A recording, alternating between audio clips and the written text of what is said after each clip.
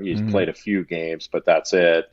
And then they lose Trevin Brazil for the season, which is a crushing blow. But they're still a talented team that's going to win a ton of games and be a top 20 team throughout the course of the year. But if they had those two guys healthy, I would like to see them at the end, because I think they would be they're going to be dangerous anyway, but I think they would be really dangerous.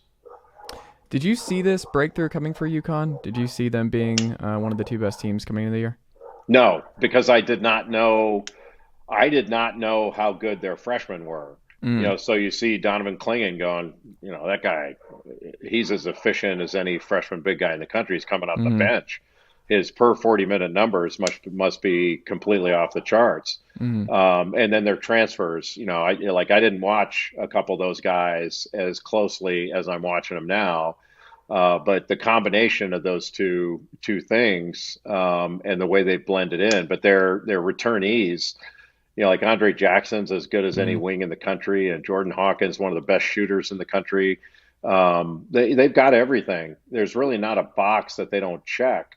But having Sanogo and Clingan in there nobody's got 2 5-men that play that way. Nobody has that. And last time I really watched them for 40 minutes was against Butler, and Butler had kept it to I don't know, they were within 5 or 6, and it was 49-44 or something like that. And it was at Butler, and UConn outscored them. They must have outscored them 27-5 on the way to the house. I mean, I couldn't believe it. It was just it was like watching a car take off against a big wheel in a race. I mean, it wasn't fair. And they've got that in them. I haven't seen them play poorly. I'm sure Danny Hurley would say they have, but I haven't seen them play poorly yet.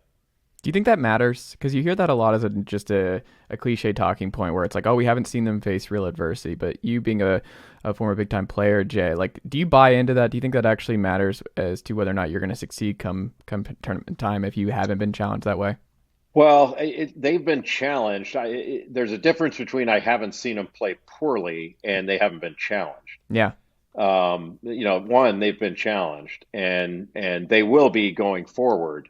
I think that the thing that I never really agreed with was the idea that if an undefeated team, like say a couple years ago, it's longer than that now, 6-7 years ago, when Kentucky was unbeaten going into the Final Four, and you would have some of these folks that would say, well, they'd be a lot sharper if they had a loss. Yeah. I've never bought that. It's funny how UCLA, when they had Lou Alcindor, how sharp they were with no losses. And, I think Bill Walton played an undefeated team. It didn't seem to bother them. Right. And so I've never understood that.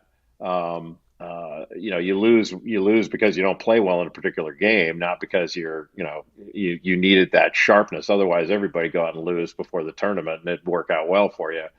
I just think they've got the best balance of really, really talented offensive players that play well together, and really capable defenders that are super athletic, and then the ability to protect the lane and protect the rim.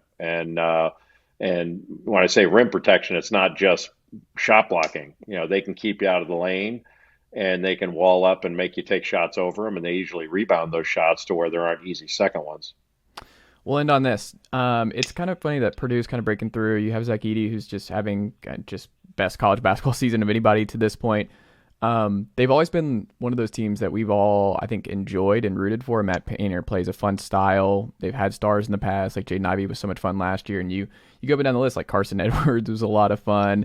The offense has always been there, but the defense has. And you look at it this year and you're like, defense is a little bit better. And if the defense can get to a certain point, you're like...